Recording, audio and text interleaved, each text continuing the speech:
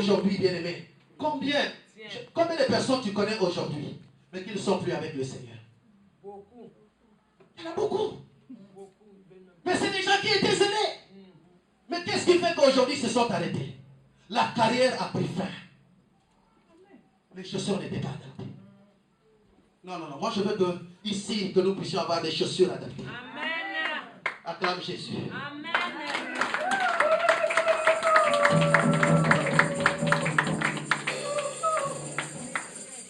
Amen.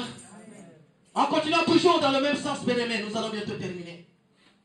Tu ne vas pas courir. Aujourd'hui, si on dit le frère Audibert court, même s'il a les chaussures qu'il faut. Mais on lui dit, bon, tu gardes ta veste et tu vas courir jusqu'à la République. Tu vas courir? Est-ce que tu te sentiras à l'aise avec ton costume? Non. Il ne se sentira pas à l'aise. Donc non seulement qu'il faut avoir les bonnes chaussures à ses pieds, mais il faut avoir quoi, comme dit Marcel, une bonne tenue.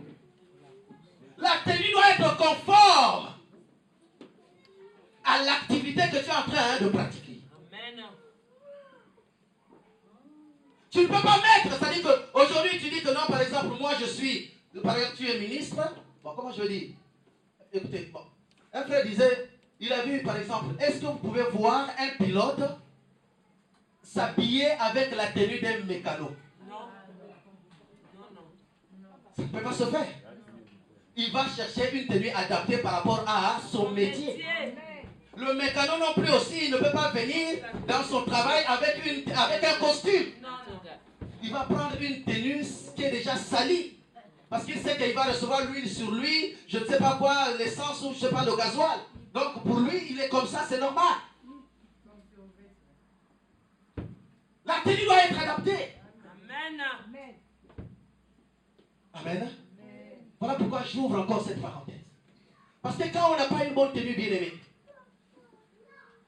je vais déjà vous parler de cette anecdote. Un jour, dans Matthieu chapitre 22, Jésus-Christ a dit, un roi était en train d'organiser une fête. Et il a donné des invitations à beaucoup de ses convives. Et pendant cette fête, lorsqu'il est arrivé lui-même à la fête, il a constaté qu'il y avait quelqu'un qui était là, mais qui n'avait pas la tenue de ville exigée. C'est comme toi, s'il y a un mariage qu'on organise. Deux fois, toi-même, tu te sens à l'aise. Personne ne va te dire non, achète ceci, mais toi-même, quand on dit non, il y a quelque chose. Déjà, toi-même, tu commences à aller à Nose, tu commences à aller partout pour aller chercher la tenue qu'il faut. Pourquoi? Qui peut répondre? Pourquoi tu vas chercher la tenue? Parce que c'est un événement exceptionnel. Tu es conscient ou consciente que tu ne peux pas aller mal habillé. Il faut que tu sois habillé confortablement. Voilà pourquoi tu vas de magasin en magasin. Il y en a même qui peuvent dépenser pour ce mariage seulement là. Sœur Alexis, combien tu avais dépensé? Réponds un peu. Combien tu as dépensé? Beaucoup. Amen. Pour un mariage. Elle a tout fait pour avoir la tenue qu'il faut. Jésus a dit qu'il a envoyé des invitations, les convives sont arrivés. Mais quand lui-même, le maître de la cérémonie, s'est présenté, il a regardé, tout le monde était bien habillé. Mais il y a quelqu'un qui était habillé autrement. Il a posé la question au portier, il a dit, comment cet homme est-il rentré ici? Et comment se fait-il que vous ne l'avez pas vu rentrer? Amen. Il n'a pas la tenue qu'il faut. Mais vous l'avez fait rentrer ici. Qui vous l'a autorisé? Amen. Alors on l'a attrapé et on est parti le jeter dehors. Donc quand on n'a pas aussi une bonne tenue, bien aimé, nous risquerons d'être mis dehors. Pour cela, nous allons lire Apocalypse 22, verset 14. La bonne tenue est nécessaire. Si aujourd'hui, un jour, on fait le marathon à Rennes, vous allez voir, le pasteur est en train de courir, il vient avec son costume comme s'il venait prêcher à l'église, et il est en train de courir au marathon. Même les marathoniens vont commencer à se dire, mais le type là, c'est comme s'il y a quelque chose qui ne va pas dans sa tête. On va vite appeler le psychiatre. On va dire non, appelez le psychiatre. Le type là a des problèmes. Apocalypse 22, verset 14.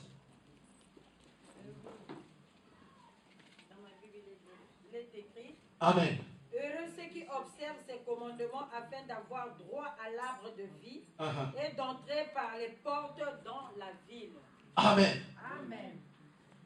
Heureux ceux qui observent.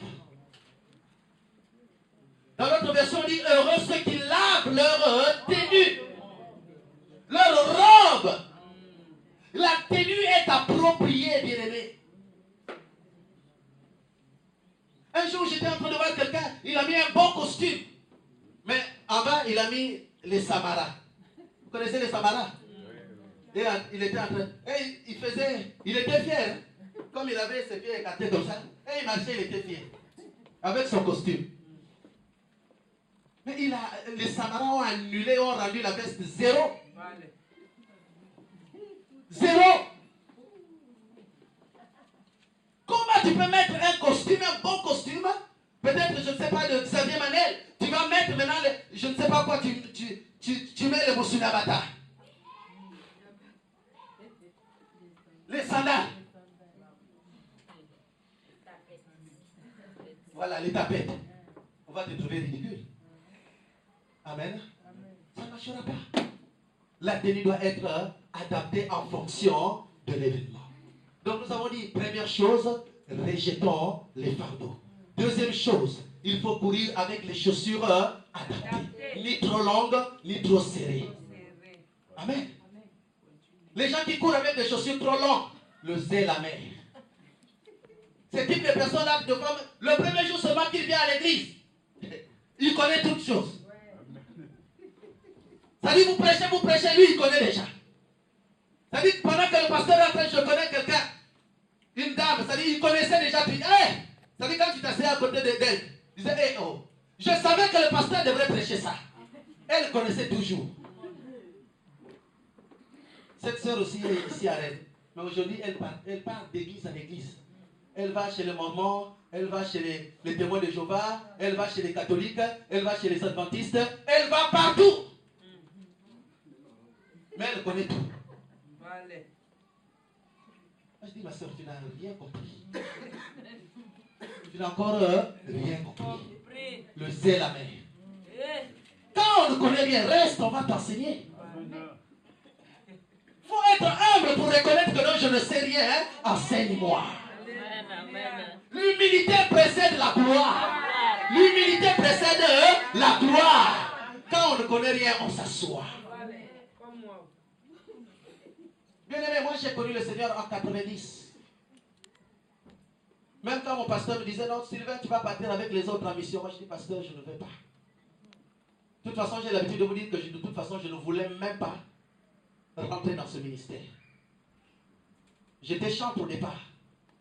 Mais le pasteur a dit, non, vous, je vois que vous avez des ministères. En dehors de la louange et de l'adoration, vous avez aussi d'autres ministères. Et il nous envoyait dans les missions. Il dit, pasteur, je ne veux pas partir. Il dit, tu dois partir. Moi, je disais, je veux seulement rester là. Enseignez-moi seulement. Moi, je veux évoluer seulement dans la louange et l'adoration.